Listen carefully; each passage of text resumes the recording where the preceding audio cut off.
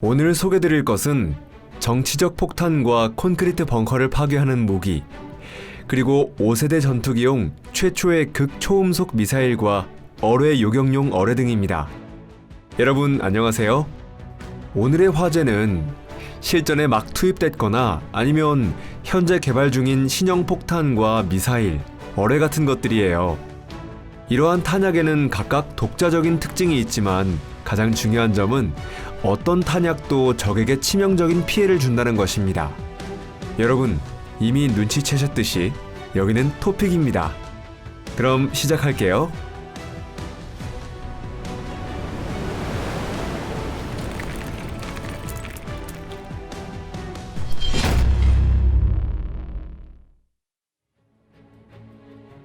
B-61-12 B-61은 미국의 주력인 단중거리 핵폭탄으로 이미 1968년부터 배치되어 있습니다. 왜 이런 오래된 폭탄이 이번 영상에 선정된 것일까요? 그것은 가장 최근에 12번째 개량형인 B-61-12의 테스트를 실시했기 때문인데요. 이 개량형 폭탄으로 인해 B-61은 활공폭탄으로 바뀌었습니다. 아직 B-61-12의 첫 테스트가 실시되기 전 미국 과학자연맹이 추산한 바에 따르면 이 폭탄을 하나 만들 때마다 폭탄과 같은 무게의 금괴보다도 더 많은 비용이 들어가는 것으로 나타났습니다. 그런 것으로 봐서 B-61-12는 그만큼 특별한 폭탄임에 틀림없을 것입니다. B-61-12는 수차례의 실제 테스트를 거쳐 2021년부터 배치되게 되었습니다. 이 폭탄은 총 400에서 500발 제조될 예정으로 그 위력은 0.3에서 50킬로톤입니다. B-61-12의 주요 특징은 유도 시스템과 조작 가능한 꼬리날개로 이 꼬리날개 덕분에 낙하산으로 폭탄을 투하할 필요가 없어졌기 때문에 항공기를 위험에 빠뜨리면서 목표물 바로 위를 비행하지 않아도 되게 되었습니다. 이 활공폭탄은 착탄 예정 구역에서 떨어진 곳에서 투하된 후에 표적을 향해 날아갑니다. B-61-12의 명중 정밀도는 조준을 맞춘 지점으로부터 30m 이내이므로 정밀도가 착탄 예정 지점으로부터 170m 이내인 B-61-11에 비해 위력 범위 오차를 4분의 1로 좁힐 수 있었습니다. 50킬로톤의 B-61-12가 폭발하면 최대 반경 68m의 함몰 구멍이 생길 것이 분명함에도 지하 벙커를 파괴할 수 있다는 것은 이 폭탄이 매우 정밀한 무기라는 것입니다. 그러나 이뿐만이 아니랍니다.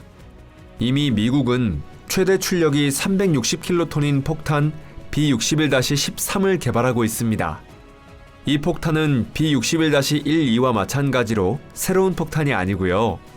기존에 있던 폭탄을 새로운 외곽에 넣은 것입니다.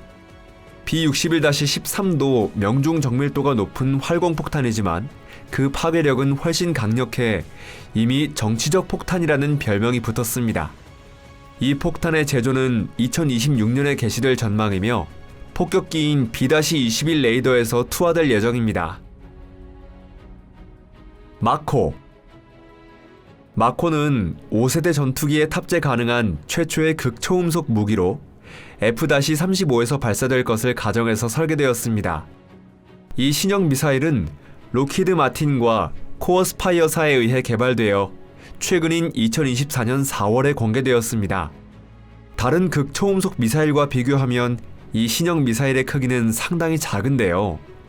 전체 길이는 4m, 직경은 33cm입니다.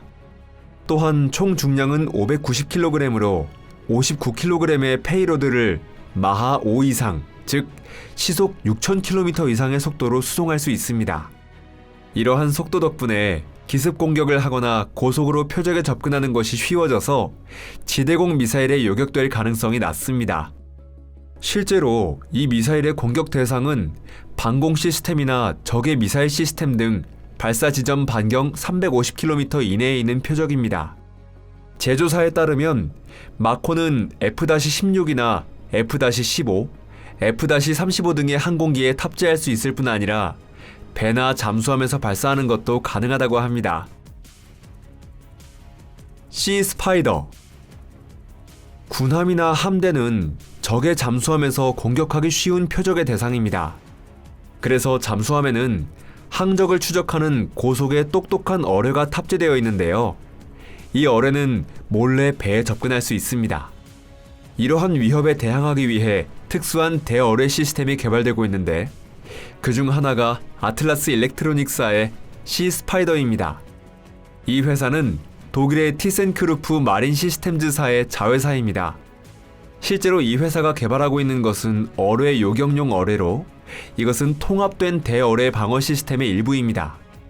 음파 탐지기인 소나가 어뢰 발사를 탐지하는 동시에 물 위 발사 장치에서 소형 요격용 어뢰가 발사되어 목표를 향하고 표적 근처에서 폭발하여 공격을 저지하거나 운동 에너지에 의해 어뢰를 요격하기도 합니다. 게다가 시스파이더는 매우 소형으로 무게는 겨우 107kg, 길이는 1.94m, 직경은 210mm입니다. 개발자에 따르면 이 신형 어뢰는 주변의 영향을 효과적으로 차단할 수 있기 때문에 심해뿐만 아니라 수심이 얕은 곳에서도 효과를 발휘할 수 있다고 합니다. 이 어뢰는 이미 여러 차례 테스트에서 성공을 거두었으며 2020년대 중반에는 군함에 배치될 예정입니다. 또한 이 요격용 어뢰는 전용 발사장치에서뿐만 아니라 배나 잠수함의 어뢰 발사관에서도 발사할 수 있기 때문에 해군 부대의 방어를 좀 더 쉽게 할 수 있습니다. 초경량 어뢰. 초경량 어뢰 혹은 VLWT는 노스럽 그러먼이 개발한 장래성 있는 신제품으로 미국의 주력인 단어뢰 MK54나 그와 유사한 더 큰 어뢰와는 전혀 다른 것입니다. 이 신형 어뢰는 초경량형이라는 것이죠. 미국 잠수함의 주력 어뢰인 MK48의 무게는 1676kg이고 경량화된 MK54의 무게는 276kg인데 비해 VLWT의 무게는 99kg에 불과합니다. VLWT는 대어뢰 시스템으로 개발된 것인데요.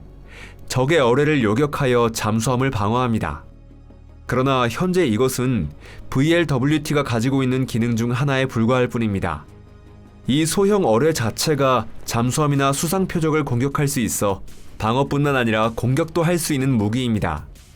이 신형 어뢰의 장점은 작고 가격이 저렴하다는 것, 그리고 다양한 표적에 동시에 다수의 어뢰를 사용할 수 있다는 것입니다.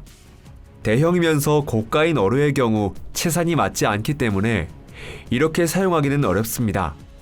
그러나 그뿐만이 아니에요.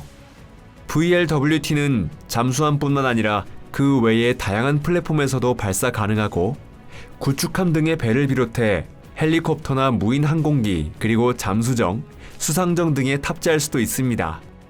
이미 2020년 5월에 이 신형 초경량 어뢰는 최초의 테스트에 성공해서 이 제품의 신뢰성과 설계의 장래성이 입증되었습니다.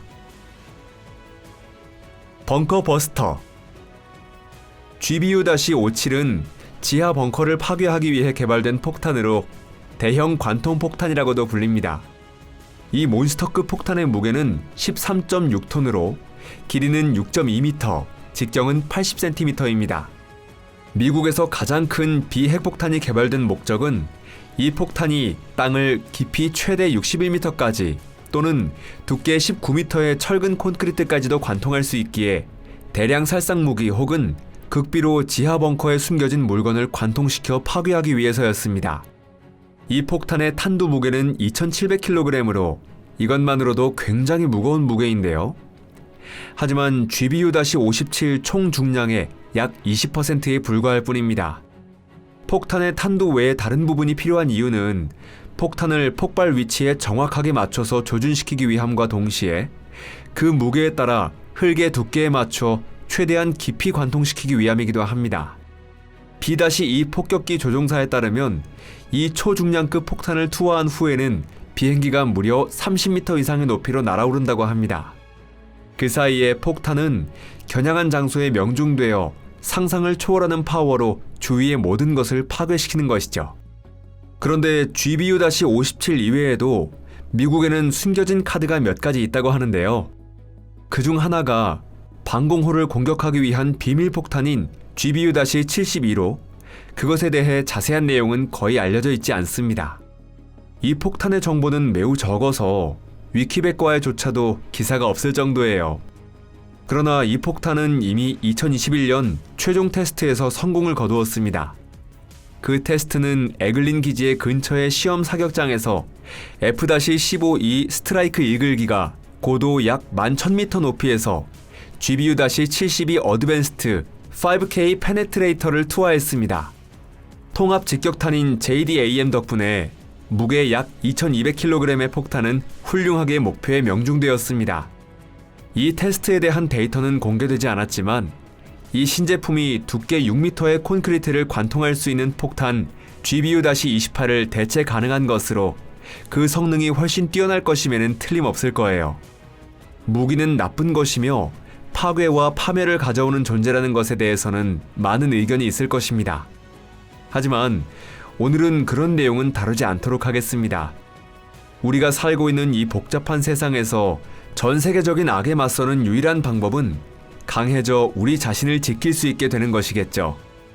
만약 오늘의 영상이 즐거우셨다면 좋아요를 눌러주시고 SNS에서도 많은 공유를 부탁드립니다.